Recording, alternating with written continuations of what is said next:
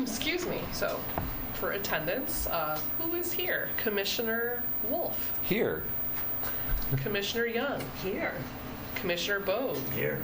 Commissioner Nemeth. Here. And Commissioner Hardy is absent. There you go. So item C, approval of agenda. You all should have a copy of the agenda sent out for that. Any thoughts, changes, additions, modifications? Is there a movement? Is there a motion to approve? Motion to approve. Is there a second? I second. All in favor, say aye or raise hand. Aye. All opposed? Unanimous. All right. Item D, first public commentary. Agenda items only. Is there a member of the public that would like to speak of something on the agenda? All right, go right ahead. State your name. Stand here? Yep. Okay. Yep. Or maybe sit down. Sit down so you can be closer to the microphone also. Okay. I think so that you can also be seen. That's also, yeah. They might. Oh, okay. Hi, my name is Debbie Marks, and I've been a vendor at the Farmers Market for 33 years. I think the in-person meetings are really important. I'm glad we're having this. I hope as we have more, there will be more of a turnout. I know that probably wasn't on the agenda. But this must be, and the Farmers Market renovation, I'm hoping that the gentlemen that are in charge of this steering committee can come and address us maybe in 2 months when we have another in-person meeting. So that's what I'm pushing for. And thank you. Thank you. Thanks.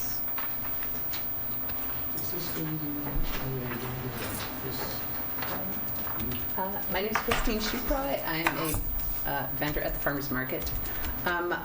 I know that this renovation is going to take place. It seems like a lot of parking is going to be going away. Does anybody know if the city is going to make other accommodations for people coming to the market? I know that they're going to tell us to park in the Ann and Ashley parking lot, but a lot of trucks won't fit in there, and a lot of people that come to get produce are not going to walk that far if they're carrying plants and other things. In the past, I've suggested a shuttle. I'm wondering if anything like that is being considered. Thank you. Thank you.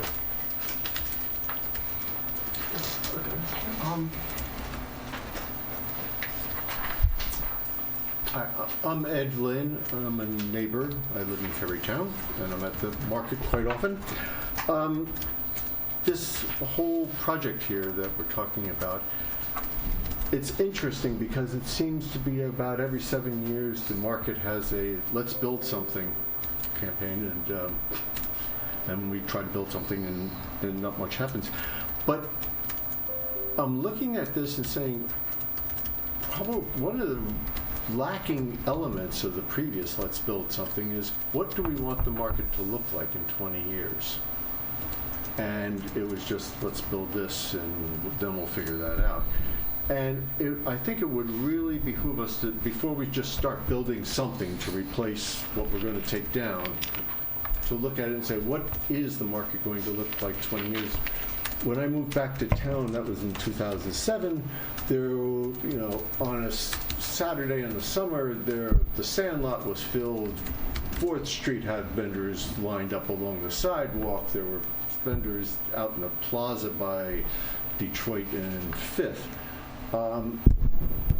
Post-COVID, there's a lot less traffic, I think would be fair to say, on a Saturday morning during the summer. And now, losing 50 parking places across the street, and it wasn't that there was lots of parking to begin with. I can walk there, but not everyone can. And so, what do people think? It might be helpful to do some scenario planning of, okay, what would happen if the market stayed at its present level? What would happen if it grew somewhat? Or what would happen if it actually began to shrink? And then how do we do some of this construction that would fit within any of those scenarios and try to lay them out? Because there's lots of construction going on in Kerrytown. I know that from, and I've only lived there 12 years. But I think it would really be helpful if whoever's running this steering committee or whatever, to sit down and say, okay, this is what we're going to try to do to try to define some scenarios, who we're going to go to see what is being investigated and how we can participate in, because there's the whole process, because this, I think we all will agree, is it's a unique part of Ann Arbor with its mix of commercial, residential, high school right there, Carytown Concert House and whatnot thrown in. So we can't really screw this up. So let's try to do it right this time. Okay? Thank you.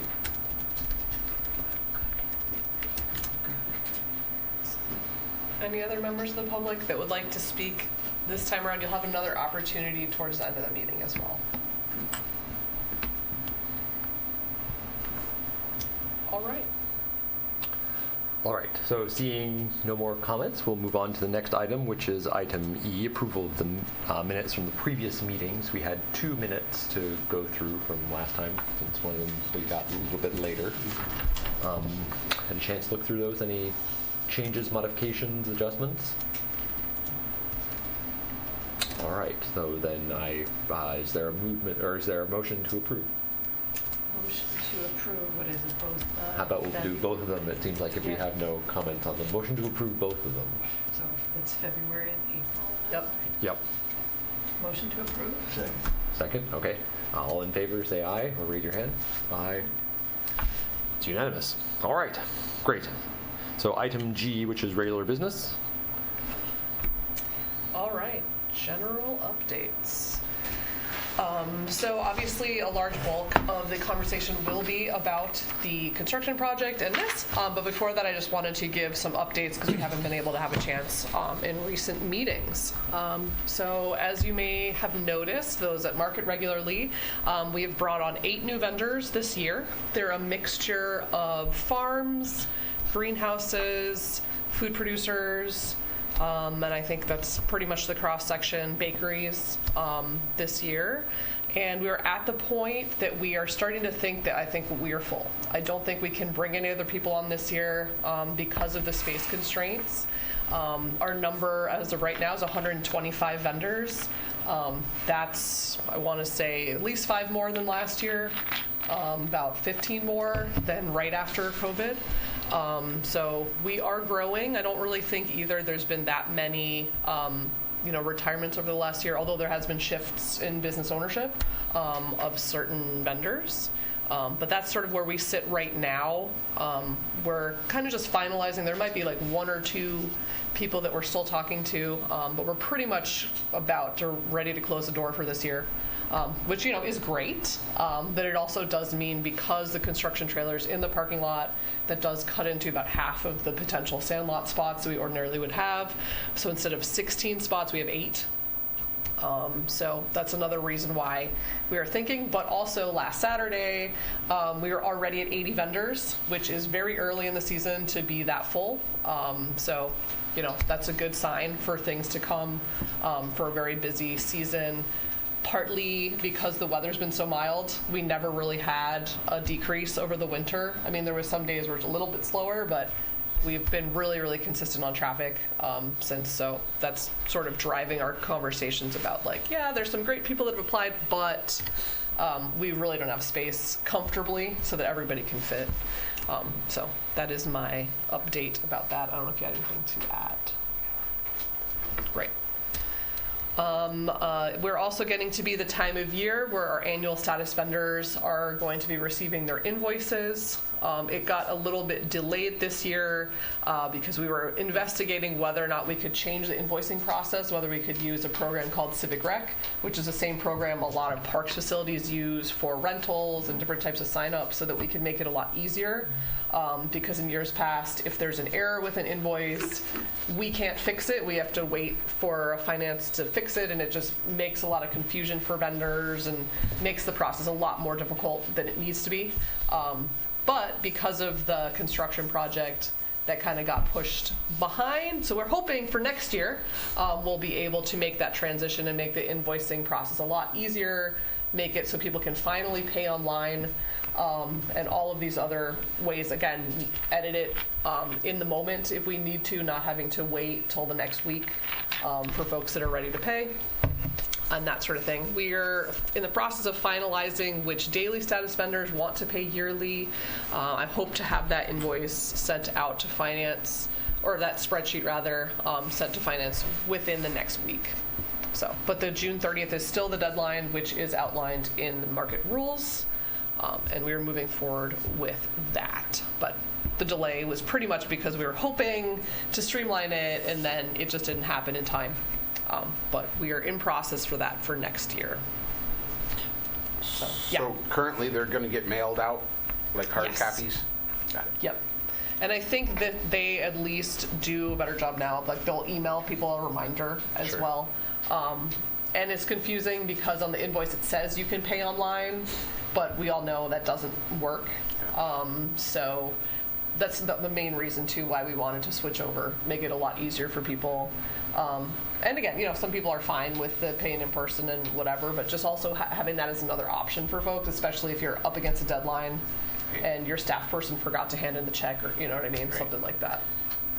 Can I pay, one other question? Yeah. Can I pay my stall rent in tokens? I was just joking. Commonly asked question from new vendors. The answer is no. Okay. As you know, two different funding streams do not cross over. But yes.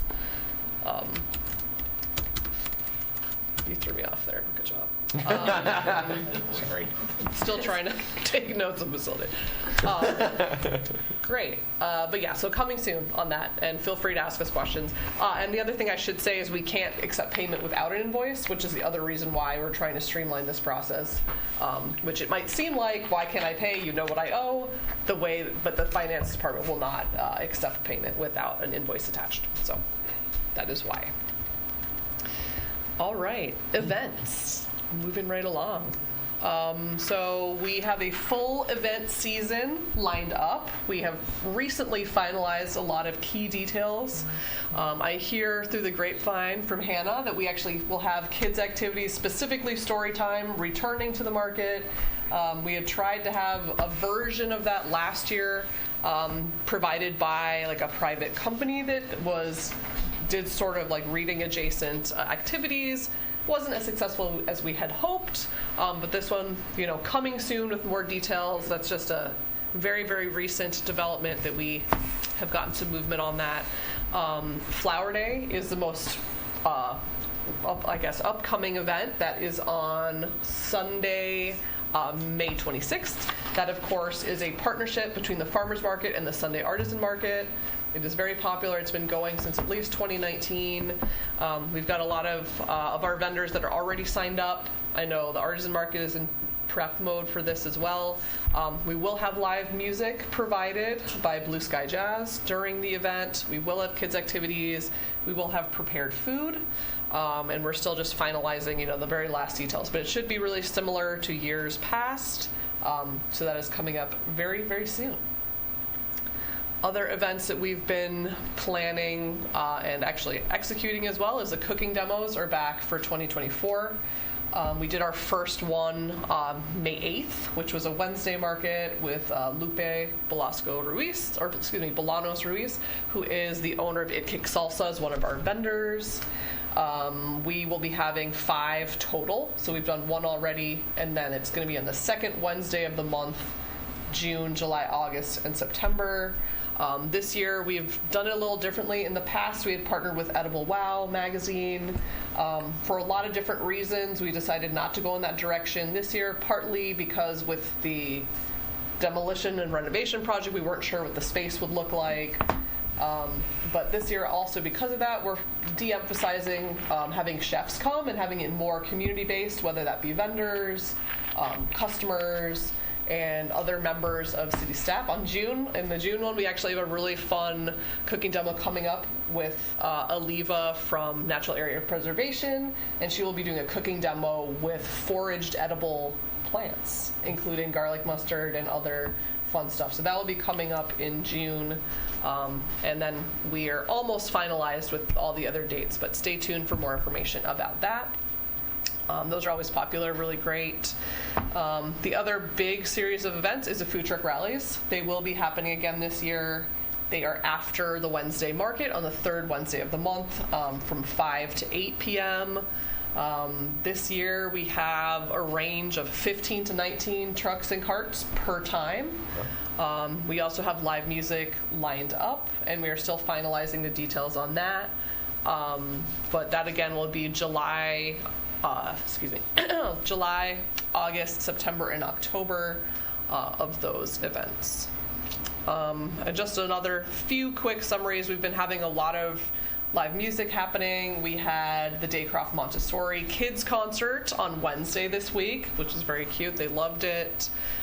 We also have partnered with Ann Arbor Summer Festival to offer the Community Keys Project. You might have noticed there's a piano in the market over by the office, and that will be there till June 21st, and that is available. Anyone can play it. That's sort of the point, to have it in a public space. And then on set Saturdays, we will be having concerts. We had one last Saturday. We had one on May 1st, the first day of Wednesday market, and there's going to be a few more concerts on Saturdays coming up. This Saturday is also Street Music Day. You might have remembered from last year. There will be a lot of live music happening in and around Carytown, both in the market, adjacent to the market, and other locations in the immediate vicinity. So that will be happening this week. And then, as usual, we have a lot of community groups lined up for Wednesdays. We have a lot of other fun events happening during market days throughout the season. And yeah, I don't know if you had any other events that I missed. That covers it. All right. And I'm sure there will be more that we will add to this as we go along.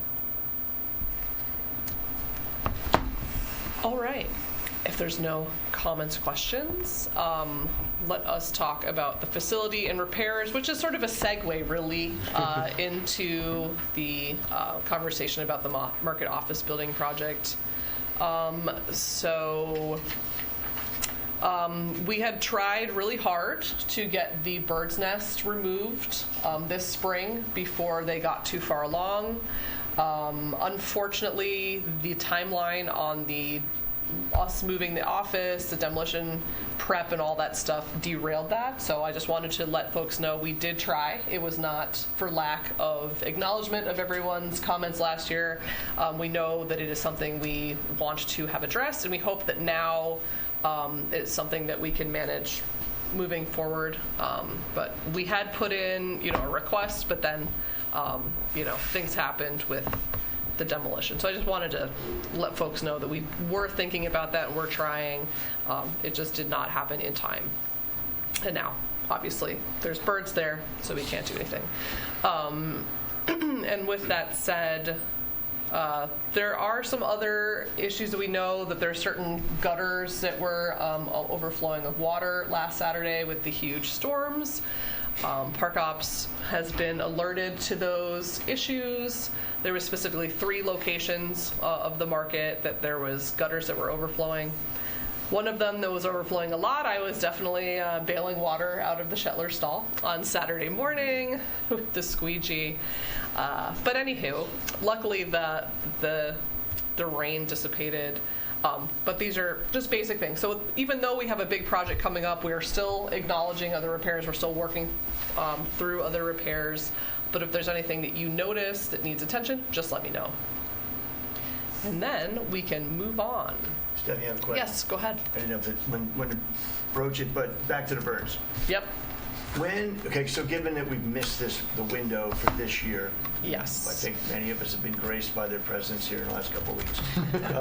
I'm wondering when the next window is, and can we get started on the nets or screens or anything now, so when that window opens, we are ready to go rather than trying to catch up?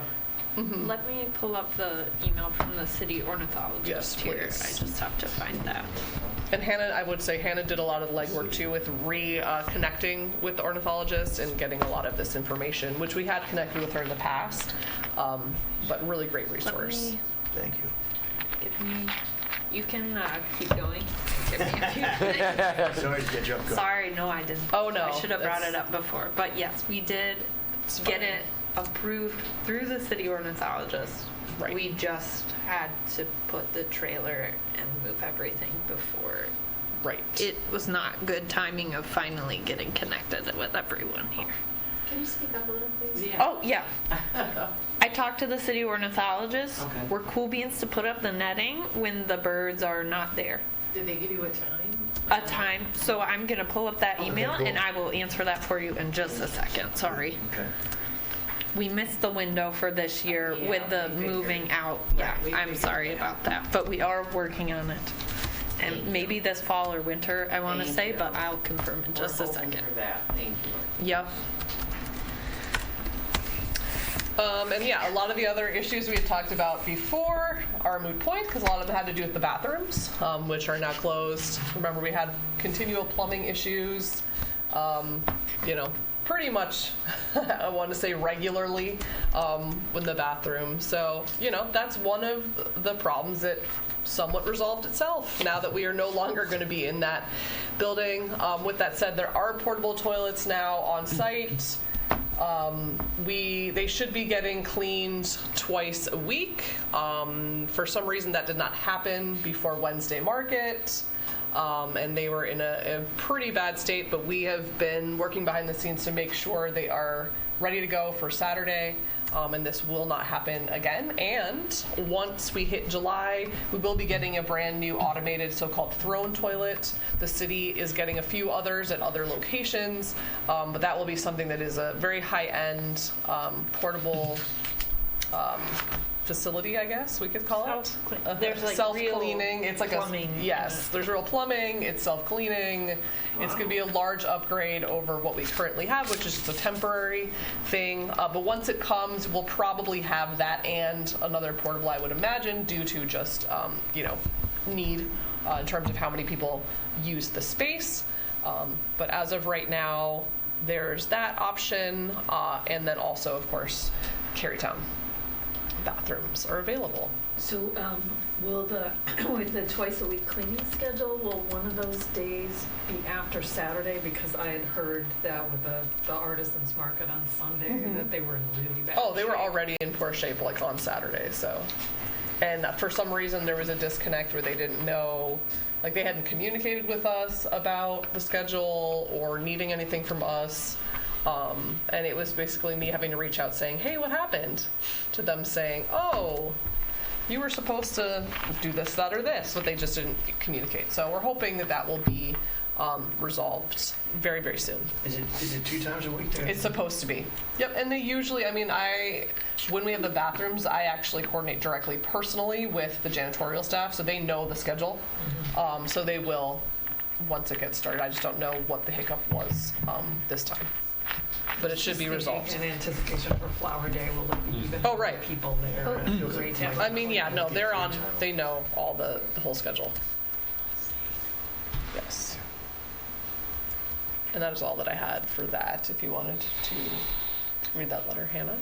I don't have an exact timing from her, but I've written it down to follow up with the city ornithologist on when exactly we can put them up, now that we missed the little window here. And if you need help, Okay.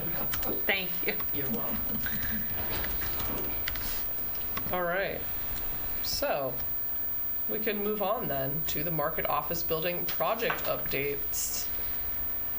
So as you see, you have an FAQ right in front of you. This is brand new, ready for this meeting. We are having a mass printing, so we will be able to hand these out to customers and other people that would like them as needed.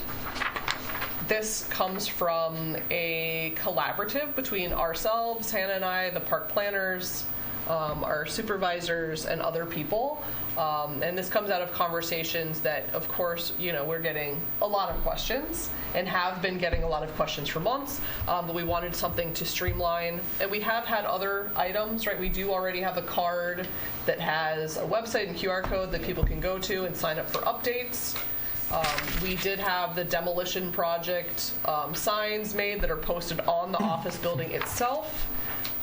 We also have brand new signs that we started putting up on Wednesday that explain where the token window is, where the bathrooms are, all of the things. In addition, that the office building is now closed. We are just in the process of putting those all up, but they're partially up as of right now. The delay on that has been being short-staffed last Saturday, and just regular market stuff. So coming soon with a lot of the signage, and again, that was a collaborative between ourselves and the park planners. Specifically, Lori and Adam are the ones that have been working with us on this. And they've been Who are great. Yeah, they've been a great resource.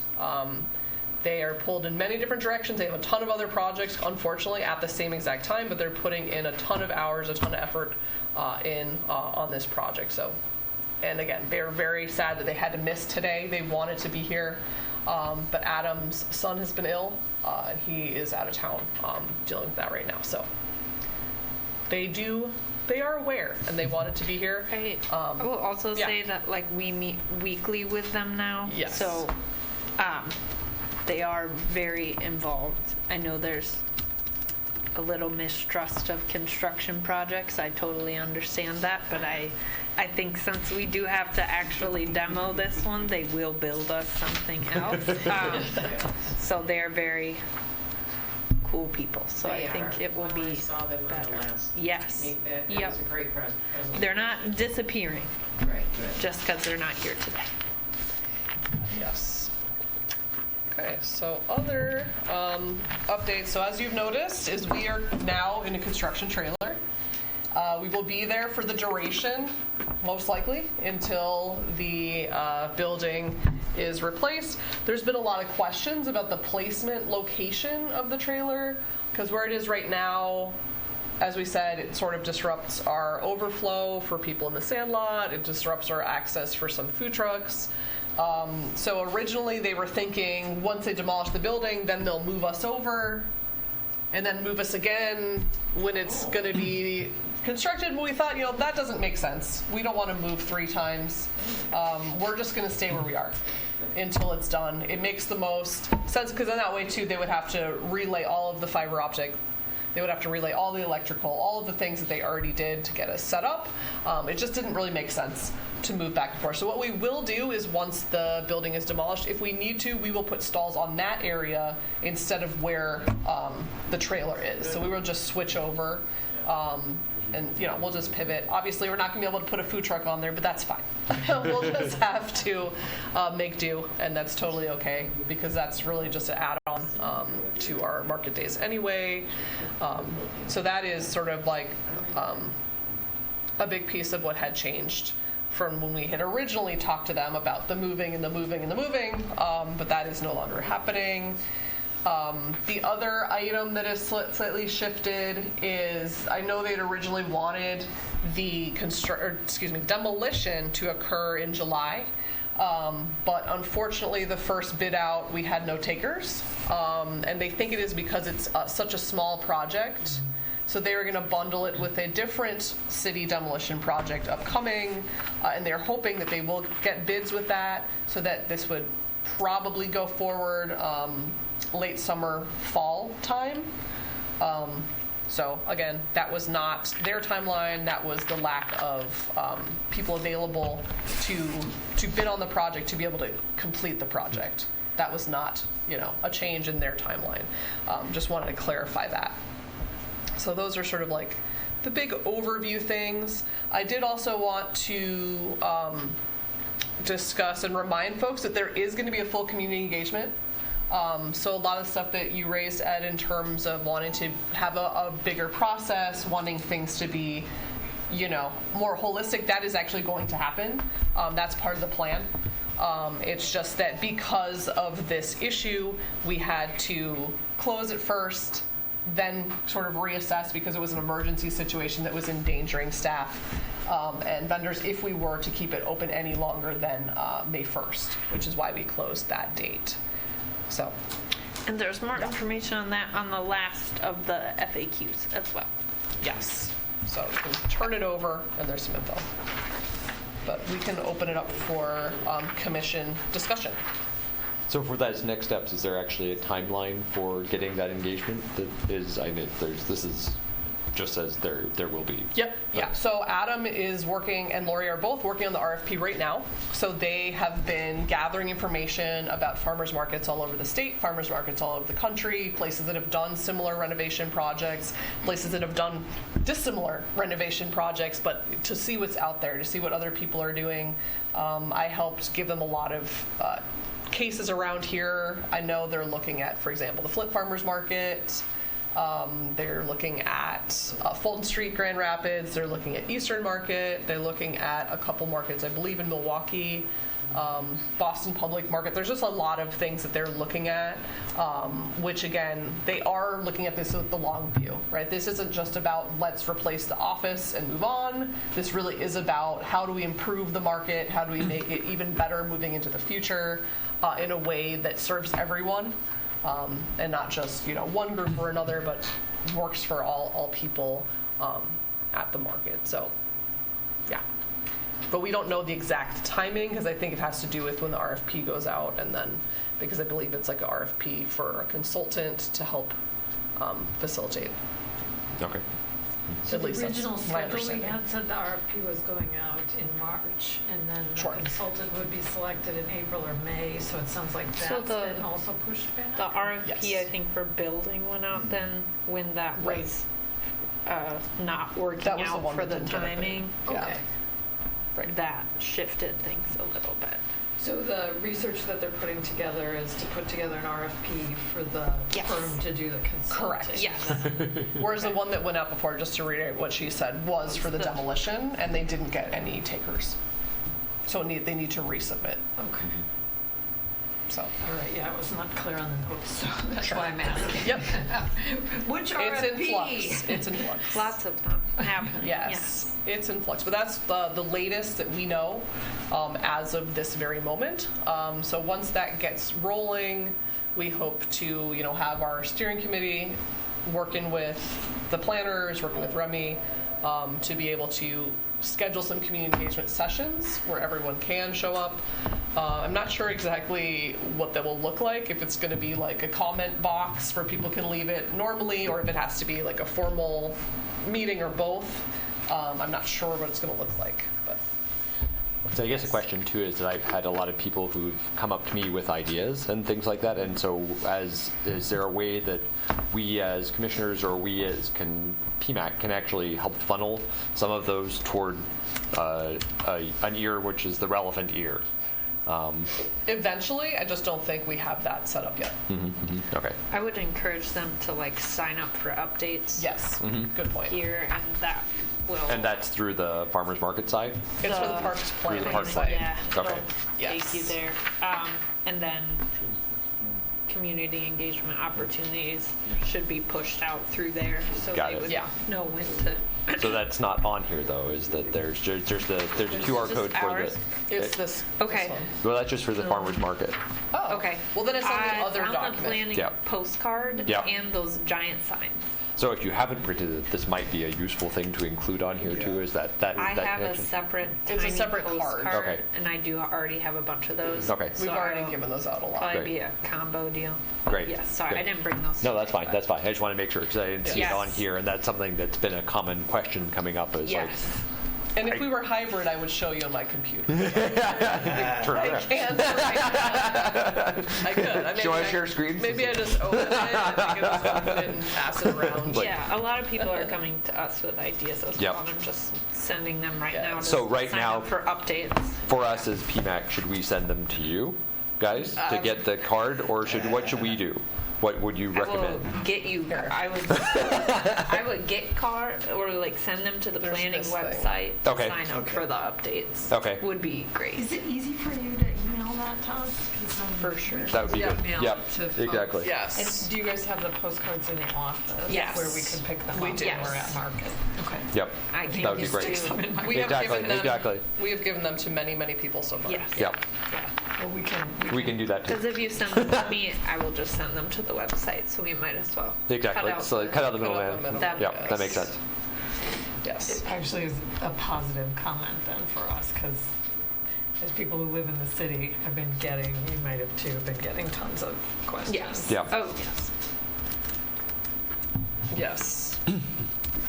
And there's clearly a lot of interest, and I think, as has been mentioned too, that this has been an ongoing process for a long, long time, and that a lot of people throughout decades have been developing often really good ideas and having, so For it sure. seems like if there's one of looking out and seeing what other cities are doing, but then there's been a lot of thought that's what can come in here, and it seems synthesizing those could be Yeah. helpful. So Yeah. Right, and don't worry, we have all of those files. Yep. We have a big box in the construction trailer right now, actually, that's all of the past renovation projects. Oh, I interesting. found more and added Yeah. to the box Oh, recently nice. as well. But yes, they are aware of these past projects. And I just want to clarify too a few things that we have heard. One is that this was not anticipated, right? Unlike those other projects, this was an emergency situation that they had to respond to. And because of that, it's also turned into something broader because it is a real opportunity to sort of also address the hopes that people had maybe tied into the previous projects. In 2015 was the big one, 2019 prior to the pandemic was a smaller one, but I just did want to clarify that. And then there's also been a lot of questions too about, the bathrooms being newly renovated. When they decided to fix those bathrooms, that was in 2018. We found out about the gap in 2023. There was no way of knowing that this was something that would happen, but I know that is feedback that we've received from people being confused as to why this is happening, so soon after, even though it's about, 2.5 to 3 years after those were completed. But I just did want to asterisk that as well because we've been getting questions. Are there any other things the commissioners would like to know? So asking again about the steering committee, sort of thinking about its roles, and then the possibility of if there's room for adding another vendor in particular onto the steering committee, because besides Jeb, who's amazing, getting a produce vendor, maybe somebody who has to come in with a big truck might be useful to have their perspective on the steering committee. Just with the same thing with community engagement, we don't know a timeline, we don't know details yet. But also, you all are part of it, like it reports to this body. So, if that's helpful. Jeff, did you have a question? No, sorry. I thought you were going to say something. And then when the demolition happens, whenever that happens, will that, I know you all had to, the electricity had to be wired out to the trailer. Yes. I'm anticipating that there'll be every effort to keep the electricity for the stalls. Oh yeah, that will not be disrupted. No, that's the other thing I should say is that this big project with the demolition is going to have a much bigger impact on staff than it will on the market itself, aside from the loss of the restrooms. There should be very seamless transition from no one should lose electrical. The water is back on. It shouldn't be going anywhere. People that aren't close to that side of the market might not even know that the office is closed. So yeah, no, none of that will be disrupted. It was a very close call on the first day. We were racing against time with multiple contractors and people to make sure that we could do tokens on May 4th. We got very close to not being able to provide that service on that day. We were at market for 8 hours waiting for contractors to show up so that IT could turn everything on that they had already wired. So there's been a lot of very stressful near misses behind the scenes going on. But I think the biggest push so far has, we've moved forward with it. The fiber, as I said, has already been moved. It is in a box above Carpenter Stalls, so really close to the Detroit Street entrance to the market. And yes, we have been in a lot of conversations with the electrician because we have seen them working on site. But Park Ops is also behind the scenes working through moving all the electrical grid, moving the water hookups and all that stuff. But it should not be disruptive to the market at all, other than to staff, to clarify. Yes, but it's been very stressful. I'm not gonna pretend it has not been for us. Also, the trailer was not level when they first placed it. They made it a little more level this week. It was sort of like this and like this all at once. They brought up the one side, but now it's still a little bit side to side. So it's much better, but it might still be getting fixed. You can still roll a bit. Yeah. But it's a lot. It's a lot better. No rolling chairs. Right. Just not the same. You would have to hold yourself or you I have to had, start like, rolling. Yeah. Boxes on to hold me in. And then the drawer would not stay open, stay closed. That's so heavy. Anyways. Anyway. So yes, a lot behind the scenes going on. Another thing I should mention is why is the 121 Catherine Street on here? We've noticed that a lot of people are very confused. They think that the 121 Catherine project is us. It has something to do with the market. No, not at all related. 121 Catherine, if you want to learn more, there's the QR code here. There's also a little bit of a blurb. Just to clarify, that has 48 parking spots that are being lost for the duration of the project. We are getting 18 of those spots back. They would be underground public parking once it's done, including 2 electric vehicle charging stations, from what I've been told. But yes, don't confuse. That is not the same thing, and I know it's just an unfortunate coincidence time-wise. It seems like there's so much construction happening, it might seem like we're adding to it. But we don't anticipate any parking spaces in the market being lost, except for the Jeff Stall that has, parking space that has already been lost because of the pod. But because of where we put the construction trailer, we were able to pull it off that we did not lose any more parking spaces. There was an outside chance that we were going to lose up to 8 spots, but that is not happening inside the market. So vendors, again, should not be very impacted by that at all. And in terms of 121 Catherine, we think it's actually a fantastic project. It's affordable housing, it's supportive housing, it's desperately needed, and we've been working trying to get connected with Edible Avalon so that we can actually have food assistance connections so that we can bring some of the new residents that will be there to the market to utilize our food assistance programs, because we do accept 5 different programs at the market. So we're looking forward to that, although I know it might be a temporary headache for parking for folks. Yes. So as long as we're talking about like Sure. the surrounding area of the market, Sure. Parking seems to be something that comes up with almost everything. Right. I don't know, I was just a kid, I don't remember if it was something that was actually gonna happen or if it was just something that was just talked about and shot down right away. But there was some talk of over at the school, that green space out there, underground parking going in there. Do you know, have you heard anything about that, or? Okay. I can look in the Yeah, files. when you got time, too. look back Yeah. and see what, Yeah. because I know that was a big talk for quite a while. Well, they just redid that whole space, so I would assume if they were going to do it, it maybe would have been done. But I don't know. And that's a little bit hard because that's not run by the city, because the public schools is a separate entity. So, Well, they're talking about public parking. The school was Right. going to do public parking, and Right. then, I don't know.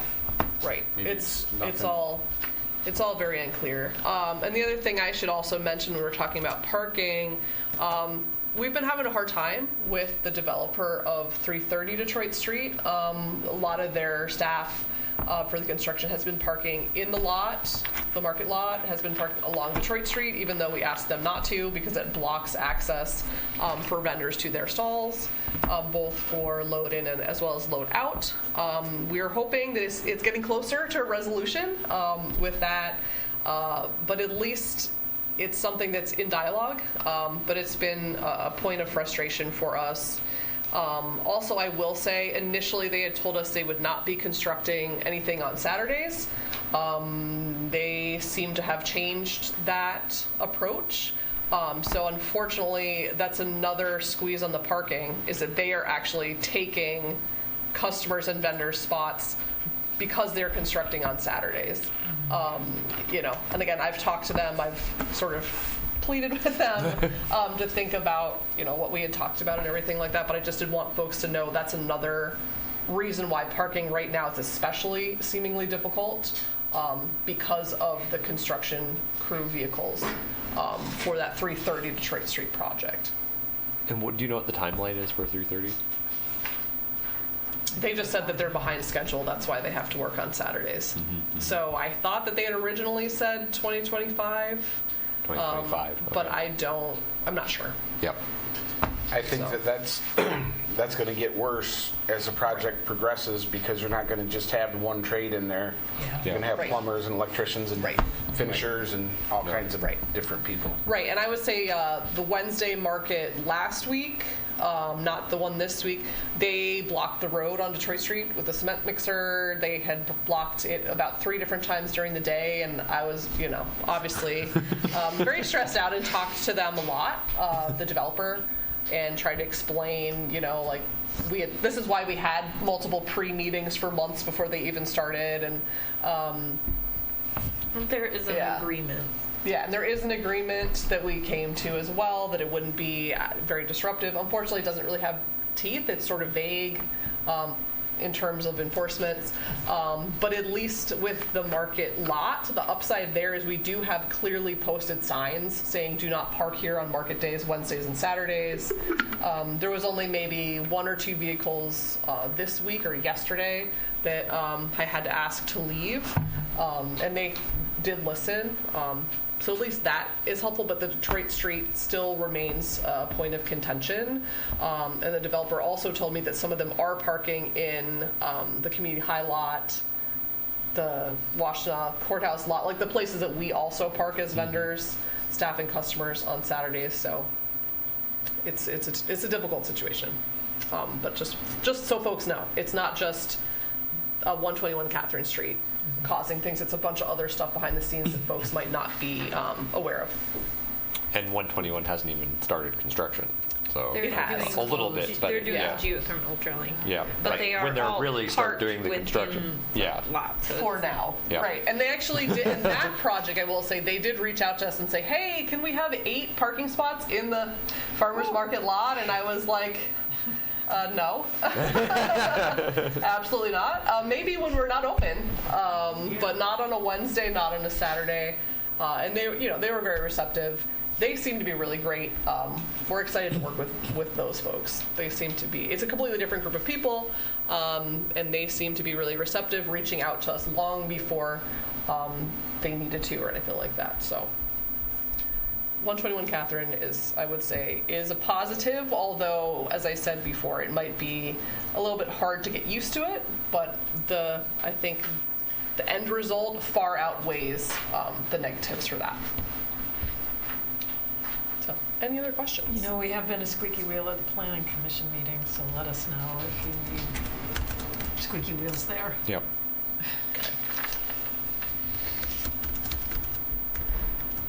Any other comments or questions about anything related to the project? It could also be about, future visioning. It doesn't just have to be about what's currently in process or the demolition. We could move beyond that if you wanted to talk about that as well. Things you would like to see or not. Or if you're not ready for it. Can I add one more? Oh, please. Please do. So during the MIFMA conference, we got a free market assessment from the Michigan Association Good of point. Farmers Markets, and that will be tentatively in, was it June or July? I thought we said August 3rd. Never mind, August. So that will be coming up to track attendance, try to try to track There it is. the amount of money that people are spending at market on the average market day, and also the amount of money people are spending in the surrounding area on a market day. And we're excited about those statistics for the project to provide evidence for the market being a good thing.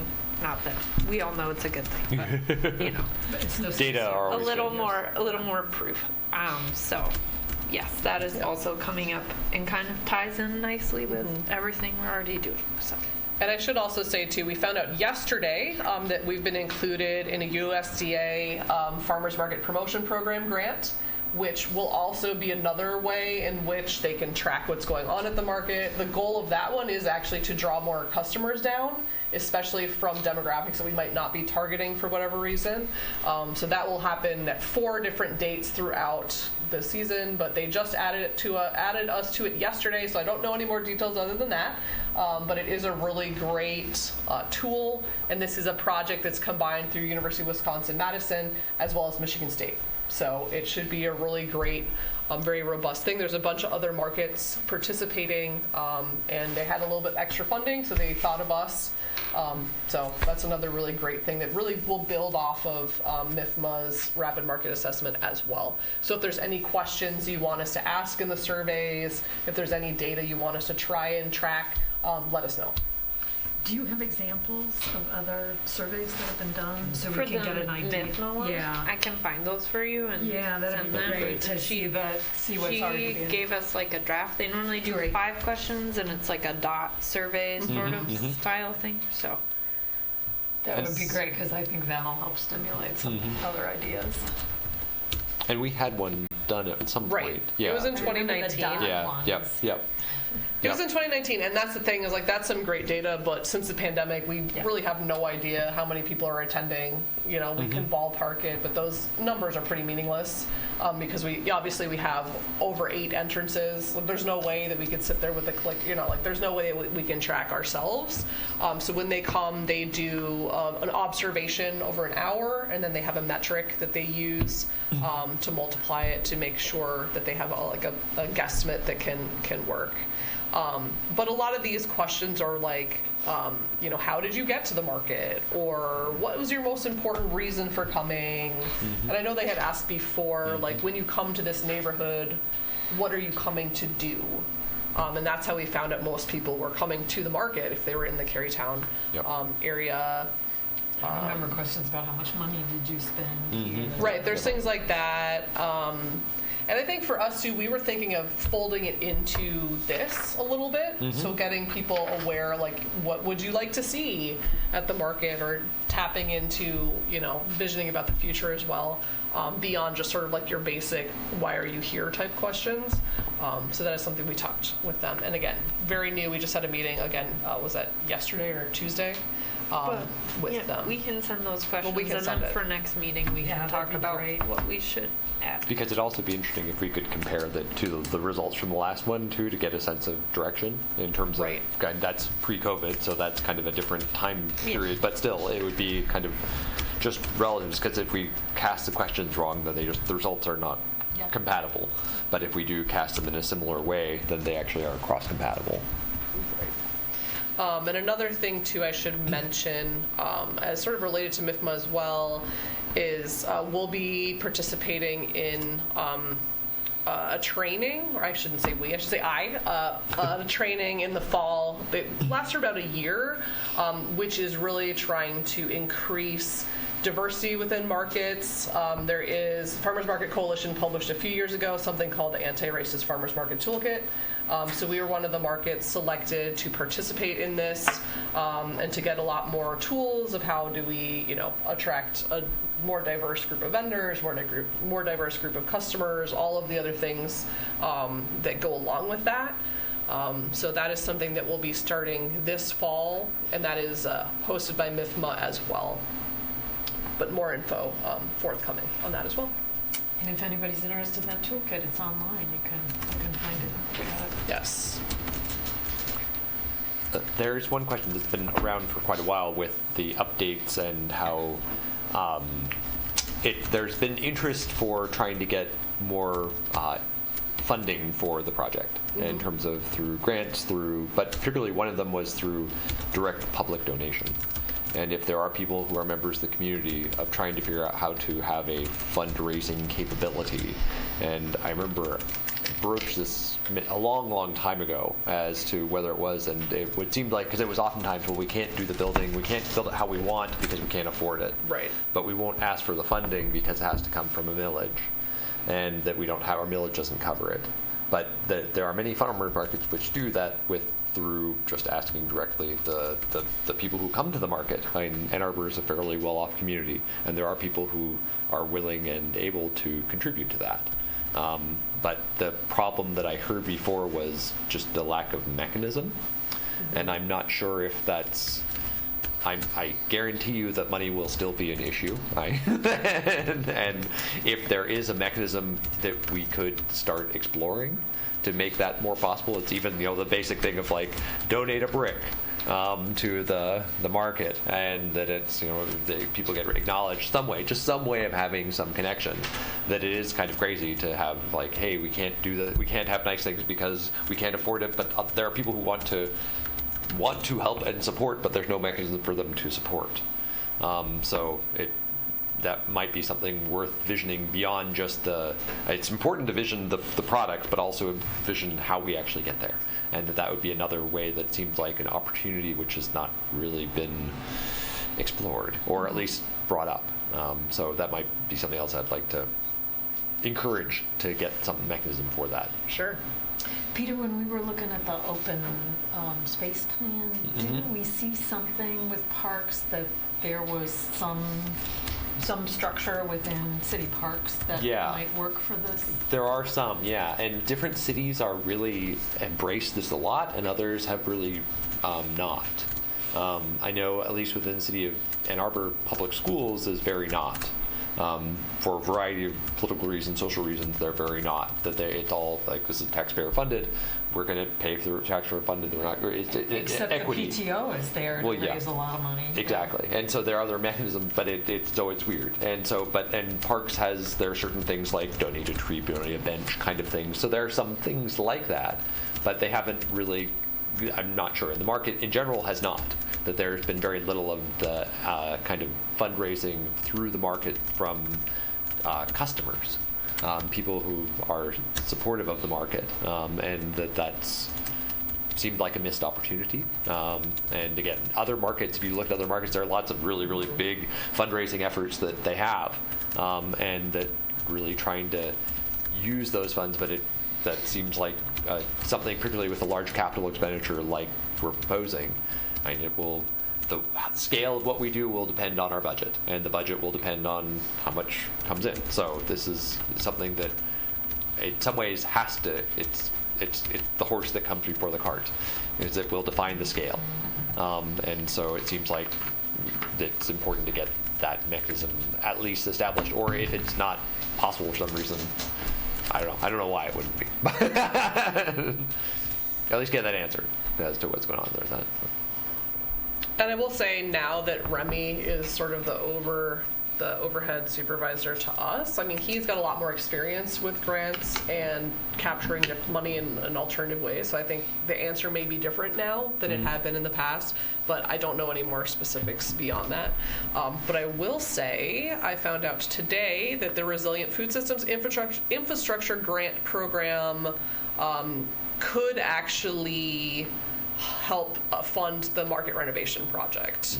It is a pretty quick timeline on this grant, and as I said, I just got an email about this again today, but that is something that could also help bridge the gap. Obviously, it's not in place of your suggestion, it would be in addition to, but more information coming about that. It's just a really quick turnaround, and we'll see. So Katie Armentrout used to help with USDA grants too, so I'm sure you're talking to her, and she might be a good resource too. Well, I think also this is one where OSI might help do some of the legwork. So. And actually, that brings up another question. I saw that OSI just recently hired a food person, somebody to specifically coordinate sustainable food for them, and I was wondering on the wish list for PMAC if she could also come join us at some point. They are tabling at Wednesday markets, and we're working with her on local food fest in partnership, and I can Yeah. certainly ask her to Sure. come to a PMAC meeting. That'd be great. That would Yeah, be she lovely. started in has- end of February or something. Yes, she Yeah. used to run a farmer's I market. was somewhere looking her else. up today Yeah. and saw, wow, So- she looks like a great resource. Yeah, we can ask her. We can ask her. And then also working with her on the Sustainable Business Coalition and all sorts of other stuff. So yes, I have been working with her pretty much since she started. So maybe I just Well, haven't talked I'd about love it to here. meet her. Yes. Great. This is sort of getting to new business. Are we- We'll Although we'll related. just make sure. Are there any last questions, comments about the project? This is obviously a continuing conversation. If not, we can move on to the next agenda item. All right, moving on to new business. So it actually builds on this, and I know you guys have been really busy, but I was just thinking about how much I actually use the annual reports for just the basic numbers of how much money goes out in food assistance and things like that. And now that you have a little more help and that the trailer's in place, I was just gonna suggest that it might be good to crunch the numbers on 2023. I can tell you it's just about $20,000 less than last year for food assistance, is all because they changed the Yeah. daily limit Yeah. for developed food bucks. But you've already got the template, if you could So just 100 throw. So, but it's basically $110,000 for food assistance. Yeah, if you can just put some, even if it's just for us, put some figures together, because I like to see the differences between the SNAP and the WIC money and things like that. I mean, I have had that data for a while, so I will send it to you. Great.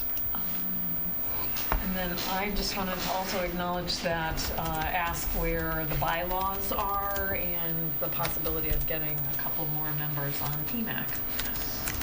You know, it was sitting in the city somewhere. Yep.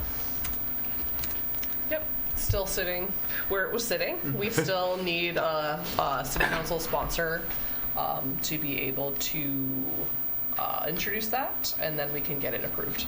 So are we lacking? Is it that could we advocate for a city council principal? I think it really just got paused because of everything else that's been going on. Okay. But we can, I can check back in with them. Okay. So it's not like from a lack of a city council member wanting to do it. No, It's I just, don't think okay. someone's like vehemently opposed. No. to that. This is We very actually- controversial. There was somebody acknowledged, right, to be that I thought there person to was. shepherd We it do, through? yeah, we have them. Okay. They just need to come up with language, and that part has apparently not gone forward. Okay. Let us know if we can help, since we wordsmithed it. Yep.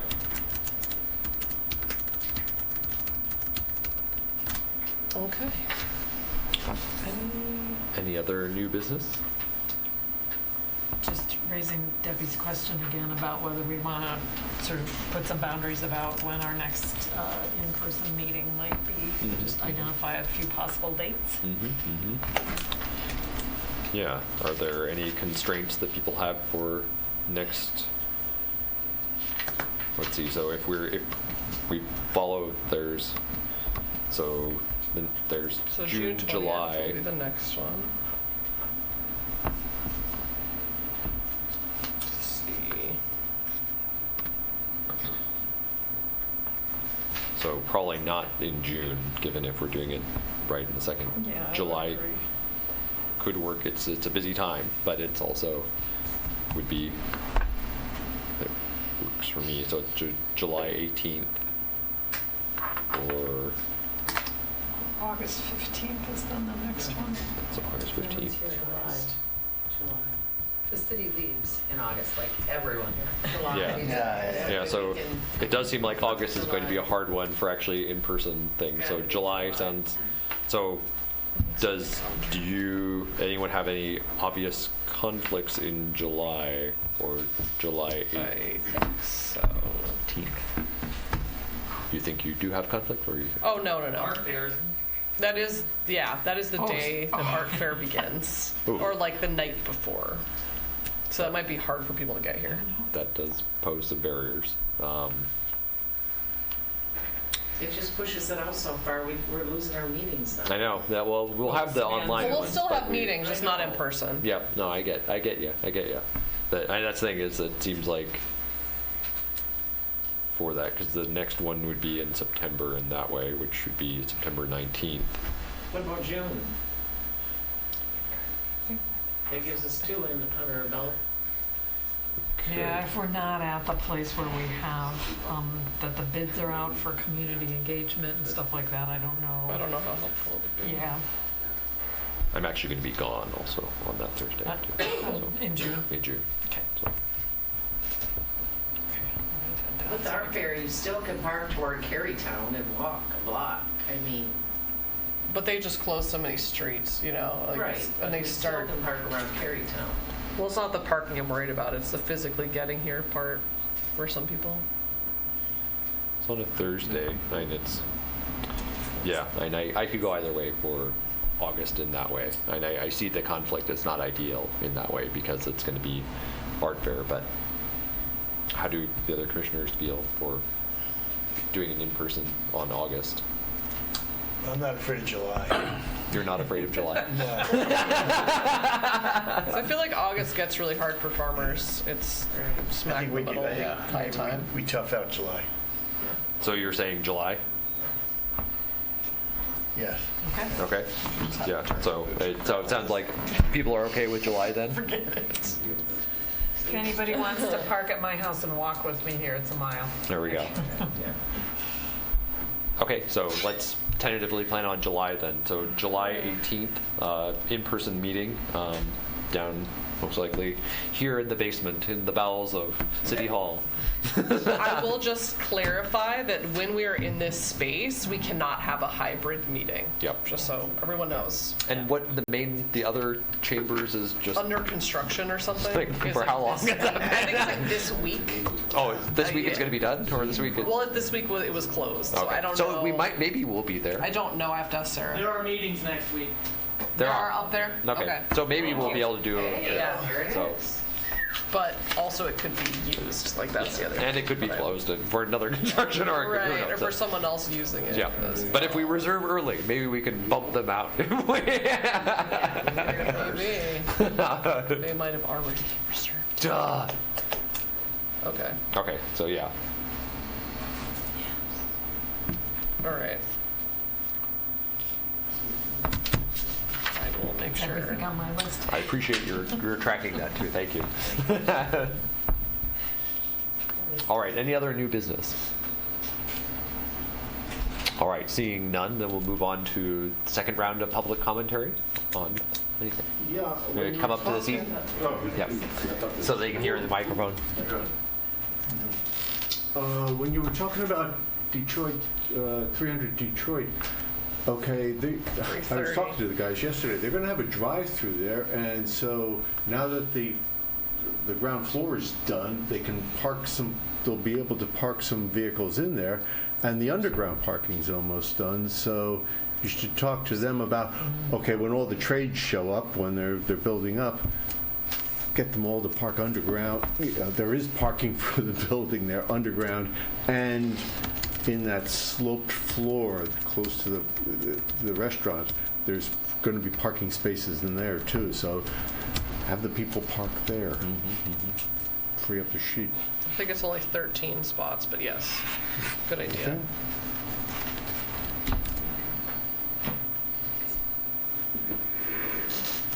Okay, I have kind of a silly, and I'll probably get knocked down right away, but I keep thinking about this token vending machine, okay? Where you have a vending machine that spits out the tokens with your credit card.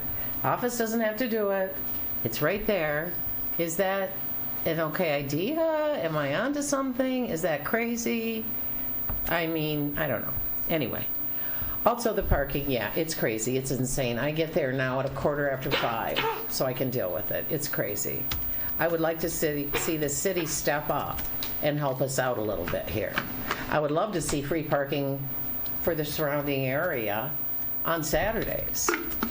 It would be abused, yeah, whatever, but also some good people, some customers, some, could use it. They need to work with us on this. Also, I said this years ago, people that park in the structure, let's invite groups in, athletic clubs, students for fundraisers, to carry things to people's vehicles, help with valet, shuttle, get some things going where we're just not dependent on that parking, because it is more of a challenge every single hour down there. Okay, let me make sure. It's a long time till July. I don't really understand what's taking so long on the adding PMAC members on. I didn't really get that. What's holding that up? We really do need to move that forward. This needs to be a bigger entity. Okay, we're kind of important here. Thank you. See you at the market. Thank you.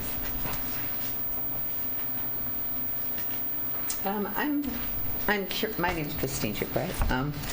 I'm going back to the new restrooms, the restrooms that just got renovated. Our big thing is sustainability. Are we going to reuse the fixtures that were in there, the stalls, all of that? Are we going to reinstall the solar array that was on the outside of the building? Just curious about that.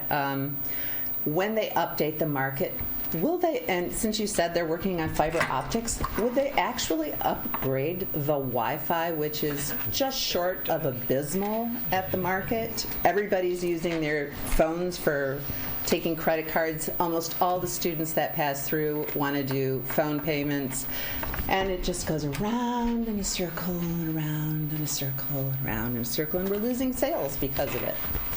The other thing is parking. There's more building going on. There's parking spaces being taken away. I know that some people from the city are like, oh, I didn't have any problem parking here. Well, that's great. You've come at 1 in the afternoon, and people are not here as much as they are in the morning.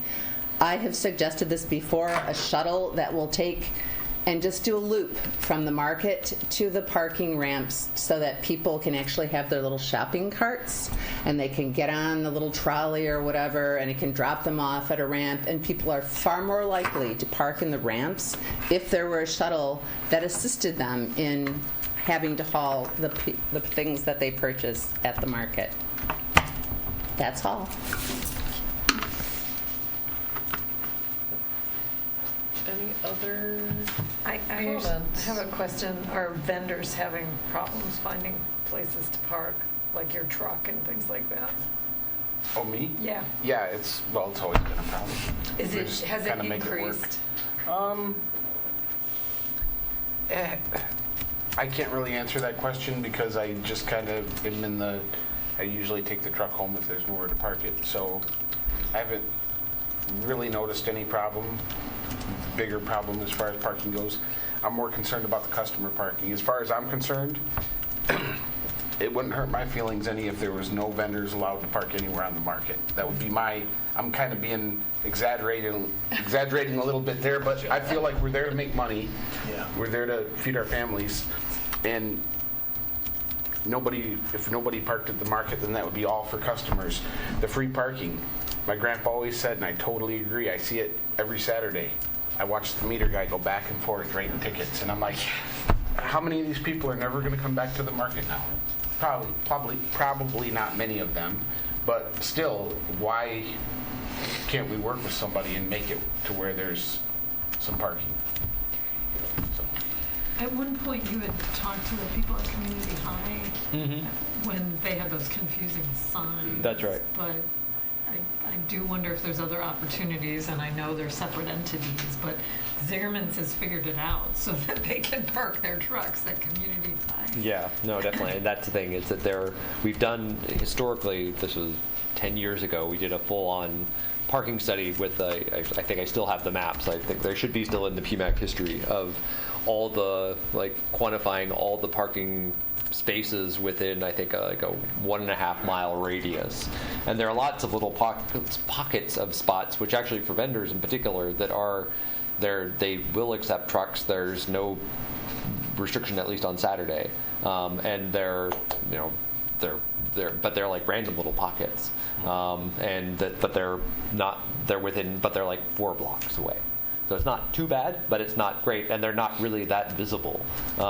So that was something working out. It still is something to see what's possible. And community high is an obvious one for making sure that there would be, and I remember hearing that similar discussion too, at some idea of having more under or some additional parking thing.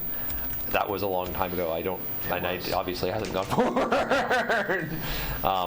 It's a challenge. The other thing with it too is just trying to figure. I know the city of Ann Arbor, their push for that is just trying to figure out how to reduce driving, reducing parking and congestion in general, and that works too. And that's a larger process, and that can work. We did actually have a program too at one point about trying to get people to actually have carts.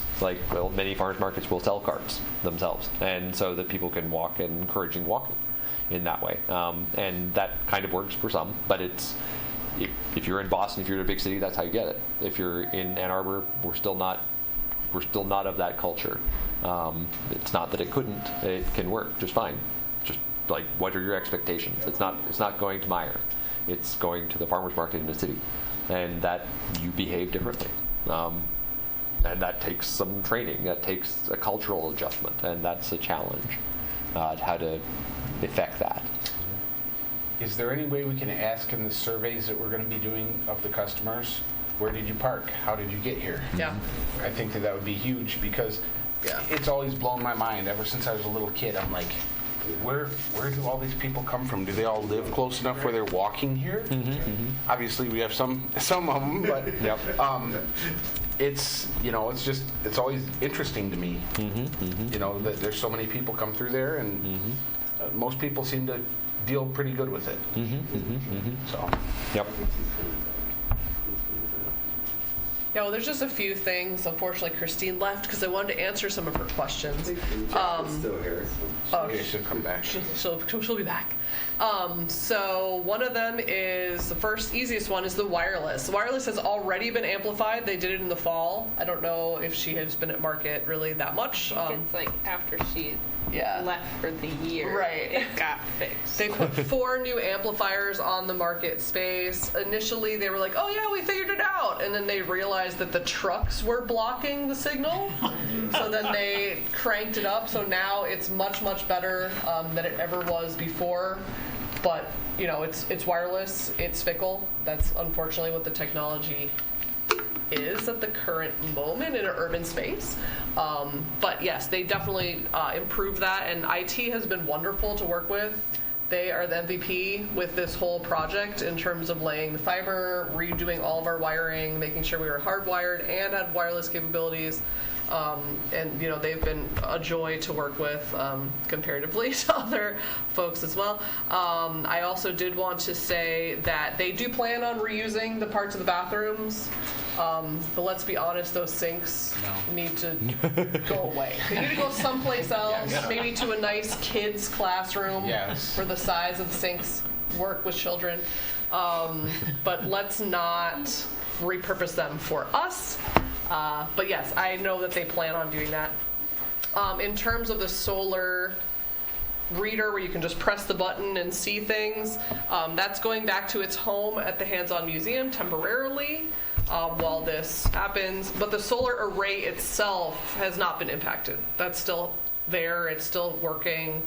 But the second round, we're going to get a second phase of that has been put on pause until we can complete this assessment project, which makes sense because it also has to do with whether or not the roof is load bearing enough, which brings up another part of the columns.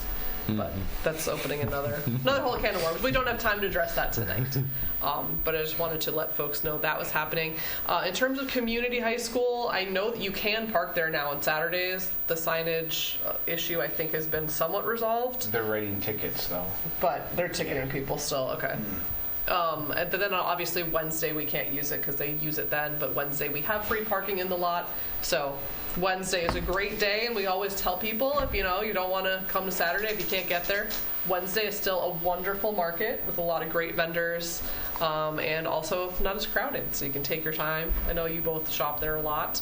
But again, obviously it doesn't make up for the squeeze on Saturday, but we will definitely ask how people got to the market. I think that's something we were already sort of thinking about, and I think that's really important to understand Because I think that this also goes back to a broader question, is if we don't have the accurate metrics, if we don't have the accurate data, it's really hard for us to present, like, look how important we are to people. So I think having this data is really helpful.